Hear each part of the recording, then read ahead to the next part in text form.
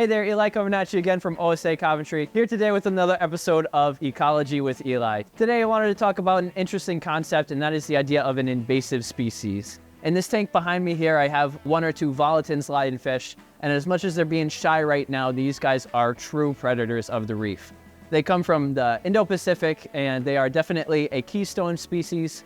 They are a larger predatory fish that is important in their native range for kind of keeping other smaller species in check.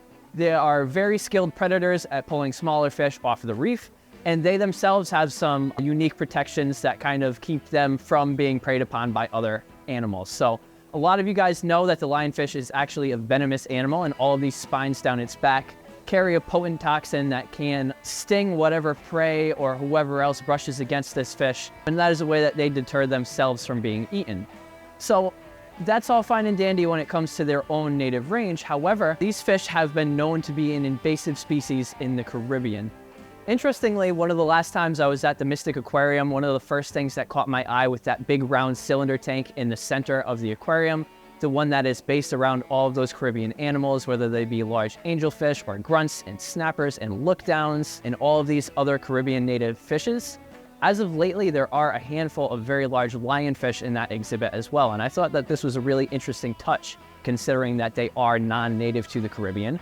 However, they have taken such a good hold on the wild environment that is kind of an interesting way to display that in that public aquarium setting. So as much as those fish don't necessarily belong in that Caribbean environment, the aquarists at the Mystic Aquarium definitely kind of showcased that sort of thing in that Caribbean exhibit, and I thought that was a really interesting touch. So it's become somewhat common to see the lionfish off the coast of Florida and other Caribbean areas, and that is quite unfortunate because, as I just mentioned, with them being venomous animals, it's very hard for these to be preyed upon by other fishes. So they really do not have much competition in the terms of predation, and there are not very many predators of this same stature that exist already in the Caribbean ecosystems. So these guys are kind of wreaking havoc in some of these areas that they've been introduced to.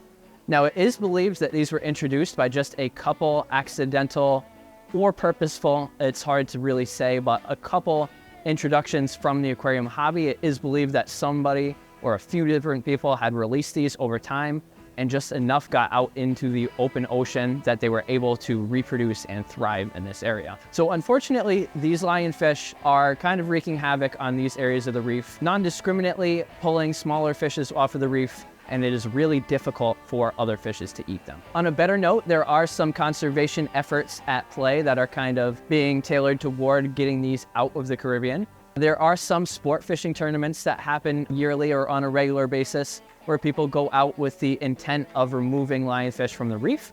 And then a lot of times people will actually cook these guys up, and surprisingly, they're supposed to taste quite good, but you do have to be kind of careful about how you handle them, knowing as they are venomous animals. So there are efforts on the human part of people trying to remove these fish from the reefs.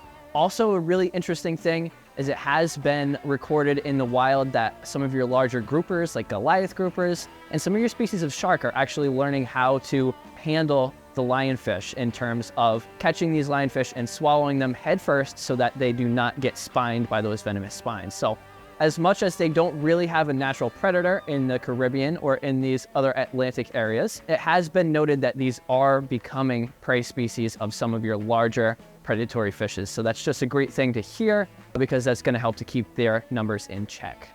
So as much as it is an unfortunate thing that lionfish are an issue in the Caribbean now, there are efforts at play that are going to help in mitigating this process down the road, and hopefully some larger scale efforts are made to remove these from that wild environment. However, these are just a really good example to kind of show you guys the invasive nature of some fishes. Also worth note, like areas in Florida, there's a lot of freshwater fishes that are introduced non-native species. Florida is a great example with all the cichlid species that you can catch in the areas like Miami, with peacock bass, Mayan cichlids, and all of these other introduced fishes being present.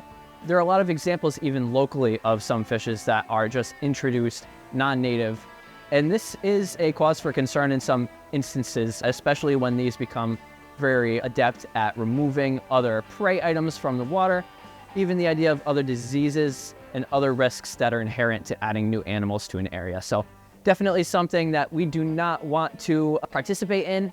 It's definitely worthwhile to make sure that you are always handling animals in a proper manner. If you pull something from somewhere, it should never get released back into another area. And even for that matter, with wild fish, sometimes keeping them in an aquarium can risk infecting them with illnesses. So even if you were to pull something from the environment, and I'm not necessarily saying that this is a good thing to do, but it is almost worse to release that back into the environment because of the risk of reintroduction of pests into the wild. So definitely something worth noting. And with your own aquariums, be respectful, make sure that you're handling fish in a proper manner and not allowing for any of these sort of things to become an issue. But on that note, some of the things that make the lionfish so successful in the Caribbean are some of those things I just mentioned, with it being a venomous animal, it being kind of a medium-sized to large predatory fish that's not easily taken down by larger predators. And it's just really skilled at pulling small animals off of the reef because it is such a shy ambush predator and it is persistent with the way that it hunts. These fish are also known to take down other fishes that are nearly the same length as their own body, so that plays into them being such good predators as well. This can also come into play with adding something like this to your aquarium. Oftentimes people will add a smaller lionfish to their aquarium thinking that it won't be an issue down the road. Oh, it's going to grow up with my fish. It shouldn't have an issue with some of the smaller clownfish and damsels that are already in my aquarium. And if I start it small, maybe it'll get along with them long term. However, that's often not really the case. It is really just in this fish's nature to be able to take down smaller prey like that. And as they grow and as their food intake requirement grows with that size growth, they will most likely start to pester smaller fishes. So that's something worth noting as well.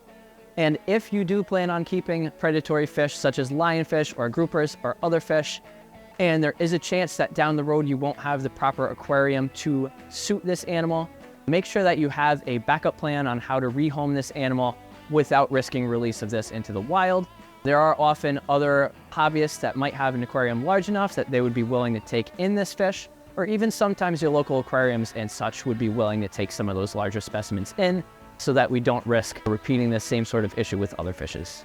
So I hope all you guys found this concept of invasive species to be at least a little bit interesting, as much as it is unfortunate that we do have to work around some of these issues in the wild reef environments and wild freshwater environments and environments all across the world, not necessarily just aquatic. But this is something that is a focal point of a lot of ecological issues. Whether you're talking about plants or animal or bacteria or fungi, there are introduced species to all sorts of different areas that were not meant to be there. And these can become quite a large issue to tackle in the long run. So definitely something to be cautious and mindful about, and something to respect when you're considering some of your aquarium fishes and where they really come from. As always, thank you guys for tuning in to another episode of Ecology with Eli. Please feel free to leave comments, maybe suggestions or questions in the comment section below. And as always, keep it fishy.